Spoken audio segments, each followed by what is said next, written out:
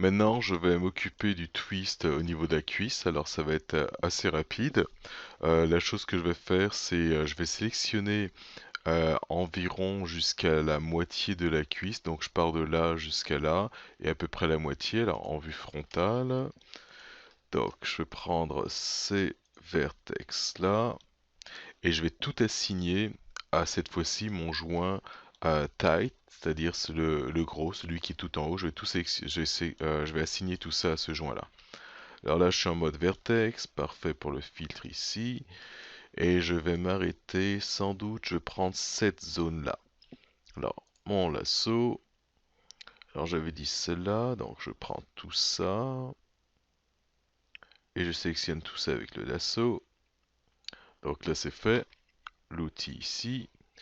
Et là, donc j'ai dit tight qui est là. Alors première chose, unlock pour pouvoir l'activer et être capable de mettre des poids. Mes valeurs à 1. Et là avec le add, je vais pouvoir faire un flood ici. Donc là c'est fait, c'est ajouté. Une fois que c'est fait, on sort de l'outil de nouveau. On va essayer de remarquer l'endroit où on a fait la coupure. Donc là je peux la voir ici. Et je vais prendre quelques vertex en dessous et au-dessus qui vont être dedans. Alors donc du coup, je vais peut-être retirer tout ça. Là encore, ça. On va appuyer sur CTRL pour pouvoir retirer ça. Alors j'aurais peut-être dû regarder au niveau de ma sélection ce que j'avais. Alors est-ce que ça fonctionne ça? Vertex, parfait. Alors quand je dis peut-être regarder, c'est-à-dire avant de faire mon flood, on va revenir à Maya. Ok, Maya. Peut-être regarder autour ce que j'avais pris. Ah, ça a l'air quand même bien. Bon, parfait. Et là, je vais essayer de désélectionner tout ça.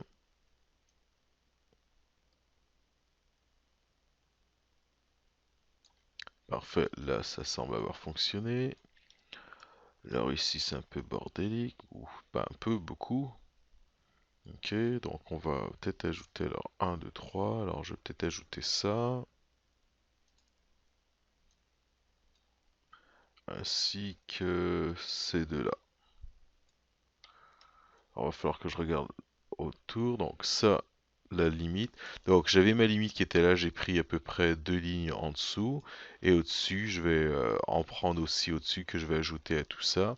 Et on va faire un petit coup de hammer sur ça.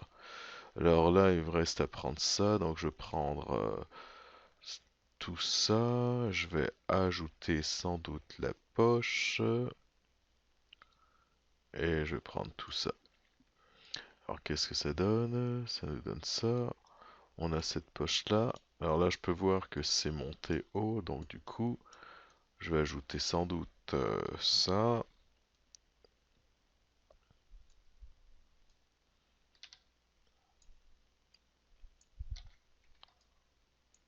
Parfait, là ça va.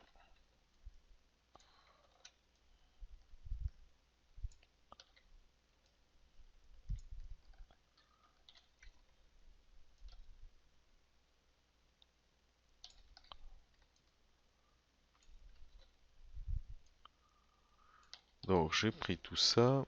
Alors on vérifie la section. Alors je suis pas trop inquiet pour ça ici. Là c'est peut-être trop haut. Alors j'enlève dans la sélection. Donc ça c'est bon. Et ça, j'enlève ça.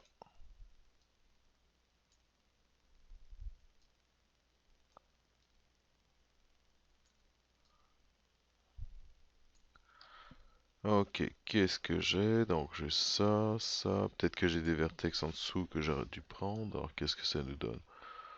Euh, pour l'instant, ça devrait aller. Alors je vais enlever tout ça. Parfait. Et là, Hammer Tool. Donc là c'est fait. J'ai cliqué dessus. À partir de là, je vais faire une rotation afin de voir qu'est-ce que ça donne. Donc je prends ça ici. Cette key. Ah, apparemment j'ai pas effacé mes clés d'animation. c'est quoi la chose que j'ai pris? Ah, j'ai fait une clé sur le pantalon, alors je vais faire des undo. Parfait. Là, il n'y a plus de clé sur le pantalon. Et là, au niveau de l'animation, ouais, je pense que je vais garder l'animation que j'ai là, qui s'arrête au frame 40. Donc 45, on va remettre ça tout à 0. 7 key. Et au frame... Alors là, j'ai fait une clé sur quoi là? La hanche... Non. Ok, sur le route apparemment. Undo. Alors on va recommencer. Donc 40, ça nous donne ça. 45. Ok, je vais copier le frame 0. On va recommencer. Donc je prends ça, je vais au frame 0, que je vais copier au frame 45, 7 key. Là. Ok.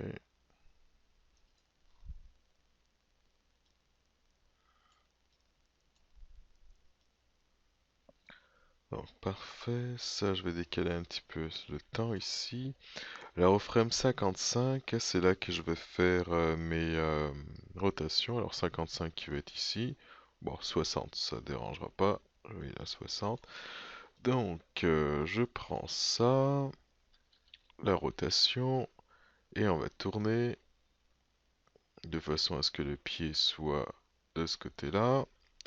Alors je sais pas combien de degrés, alors pour ça il faudrait que j'affiche mon channel box. Alors là apparemment c'est une 35 degrés, alors je vais tourner encore. On va y aller exemple à 50, 50 degrés. Parfait. Donc le pied est complètement tourné de ce qu'on peut voir là. Pas complètement, c'est-à-dire à 45 degrés. 7 keys pour ça. Donc voilà ce que ça nous donne. Et là on peut voir, c'est-à-dire que toute cette zone-là, finalement la zone qu'on avait choisie tout à l'heure, euh, pour la cuisse, elle tourne. Et là on a, c'est-à-dire cette partie-là qui est étirée. Et ce qu'on va faire, c'est utiliser justement le twist de tout à l'heure. Et lui en le tournant dans le sens inverse. Vous voyez ce que ça donne? On commence à rétablir. Alors, c'est sûr que je pourrais encore travailler un petit peu plus, c'est-à-dire avec mon hammer tool de façon à ce que la prolongation ici soit un petit peu meilleure. Mais en gros, ce qu'on va faire avec ça, on va tourner, on va dire, dans le sens opposé de la rotation de ma hanche et d'à peu près, on va dire, 80% de moins. Alors, je vais prendre la hanche ici, que je vais mettre à, exemple, à 40 degrés. Cette key. Et lui, au frame 45, qui est le départ, ce petit-là, je veux que la rotation soit à 0. Donc, cette key. Et au frame 60, la rotation, ça va être l'opposé de ça. Donc ici, j'ai quoi? J'ai 50... Oh, j'ai encore 50 degrés. Bon, j'ai peut-être pas fait la clé, alors je vais... Bon, je vais laisser à 50, pas plus grave que ça. Donc ça, la rotation en X. Alors moins 50, ça nous donne ça. Donc je vais y aller un petit peu. Alors moins 40. Moins 40. Et là, un 7 key.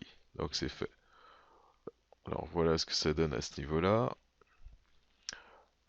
On peut voir que ça tourne pas mal ici. Et là on pourrait ajuster ça avec l'outil Hammer Tool encore.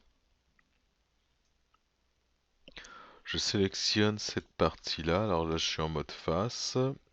Toujours au frame 60. Et je vais appliquer encore du Hammer Tool dessus. Et on a déjà quelque chose de plus intéressant. Alors je regarde mon animation. Donc c'était de 50... je pense que c'est 45 si je ne me trompe pas. Ouais, donc de 45 à 60. Et là on a déjà quelque chose qui est un petit peu plus intéressant. Et qu'est-ce que je tourne comme joint? Bah, je tourne ce joint-là. Alors attendez, je vais sortir du mode face, object mode, parfait. Donc ce joint-là qui tourne jusqu'à 50 degrés et, et en même temps opposer le twist qui est à moins 40.